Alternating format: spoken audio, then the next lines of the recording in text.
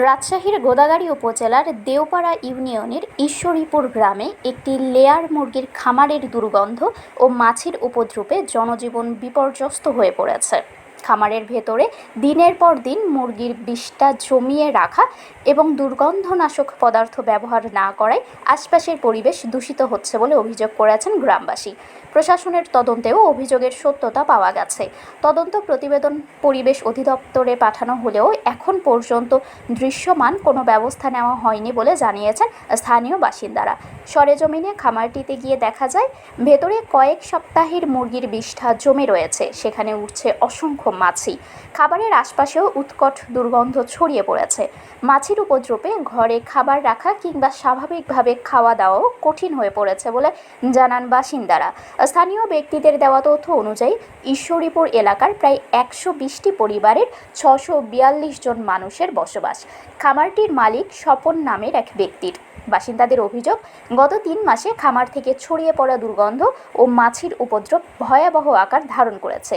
এতে শিশু, বৃদ্ধ ও অসুস্থ ব্যক্তিরা সবচেয়ে বেশি দুর্ভোগে পড়েছেন। গ্রামের বাসিন্দা রেহেনা বেগম বলেন, তরকারি রান্না করে রাখতে পারি না, খাবার পরিবেশন করলেই ভাতের প্লেট ও তরকারিতে মাছি এসে পড়ে। স্বামী ও পরিবারের অন্য সদস্যদের ঠিক মতো খাবার দিতে পারছি না, মাছির কারণে আমাদের জীবন দুর্বিষহ হয়ে উঠেছে। রেহেনা বেগম জানান, খামারটিতে আগে সোনালী জাতের মুরগি পালন করা হতো, তখন দুর্গন্ধ থাকলেও বর্তমানের মতো মাছির উপদ্রব ছিল না। এখন ছোট ছেলে মেয়েদের নিয়ে বাড়িতে বসবাস করাই কঠিন হয়ে পড়েছে। প্রশাসনের কাছ থেকে দ্রুত প্রতিকার না পেলে আদালতের আশ্রয় নেওয়ার কথাও জানান তিনি। কয়েকদিন আগে অস্ত্রোপচারের মাধ্যমে সন্তানের জন্ম দিয়েছেন গৃহিণী লিপি খাতুন। তিনি বলেন, শিশুর শরীর ও মুখে মাছি বসে থাকে, সবসময় মশারি টানিয়ে রাখতে হচ্ছে। ঘরে তরকারি বা অন্য কোনো খাবার রাখলেই মাছি এসে ঘিরে ধরে। নবজাতককে নিয়ে খুব দুশ্চিন্তায় আছি। স্থানীয় বাসিন্দা মোহাম্মদ সিরাজুল ইসলাম বলেন, মাছির অত্যাচারে গত 6 মাস ধরে আত্মীয় স্বজন বাড়িতে আসতে চান না। জামাইকে খেতে দিলে খাবারের ওপর মাছি বসে। ঘেন্না ও অস্বস্তিকর কারণে তিনিও এখন বাড়িতে আসেন না। তার দাবি, গ্রামের মানুষের স্বাভাবিক রান্নাবান্না ও খাওয়া দাওয়া বন্ধ হওয়ার উপক্রম হয়েছে। কখনো কখনো খাবারের সঙ্গে মাছি মুখে চলে যাওয়ারও ঘটনা ঘটেছে।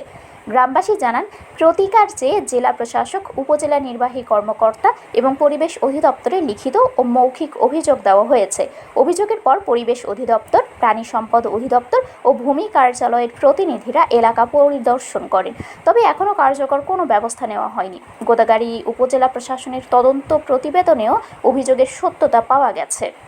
প্রতিবেদনে বলা হয়েছে, খামারে সৃষ্ট মুরগির বর্জ্যের দুর্গন্ধ গ্রাম জুড়ে ছড়িয়ে পরিবেশ দূষিত করছে। এতে জনসাধারণের স্বাভাবিক জীবনযাত্রা ব্যাহত হওয়ার পাশাপাশি গবাদি পশুকে ঠিকমতো খাবার খাওয়ানো কঠিন হয়ে পড়েছে। খামারে দুর্গন্ধনাশক পদার্থ ব্যবহার না করে আশেপাশের পরিবেশ দূষিত হচ্ছে বলেও তদন্তে প্রতীয়মান হয়েছে।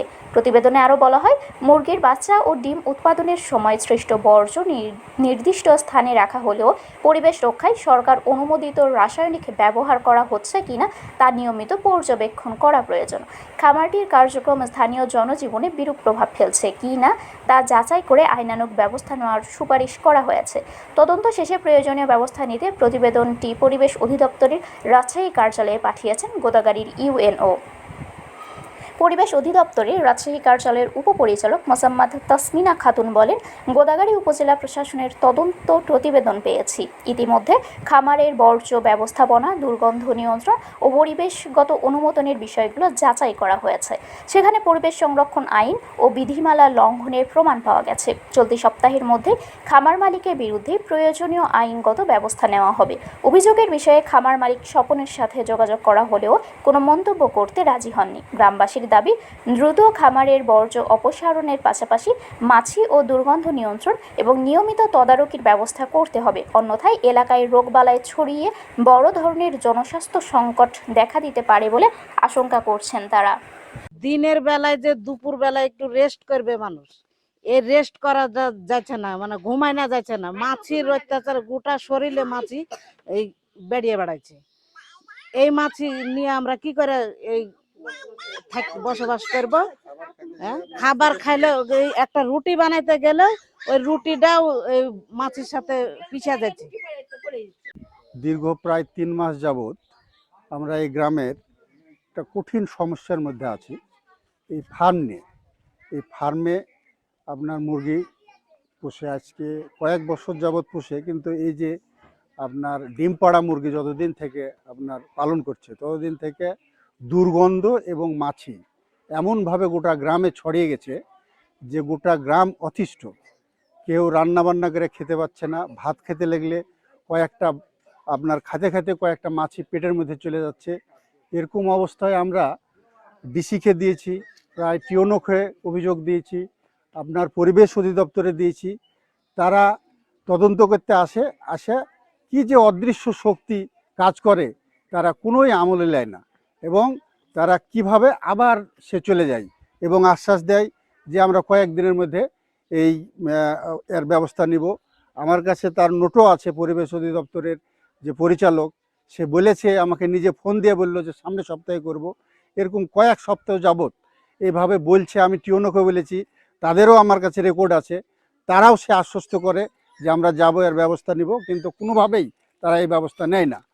তো ভাই, এই গ্রামে প্রায় 120টা পরিবার বাস করে, প্রায় 642 জন মানুষ বসবাস করে, কিন্তু এমন অবস্থা হয়েছে এই গ্রামে মানুষ থাকতে পারছে না।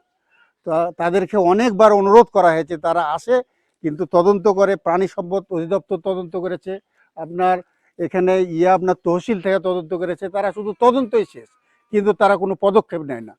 তো ভাই, আমরা খুব বিপদে আছি, এই বিপদ থেকে বাঁচার জন্যে একটা ব্যবস্থা আপনাদের করতে হবে। শারমিন শিমু, বরেন্দ্র টেলিভিশন।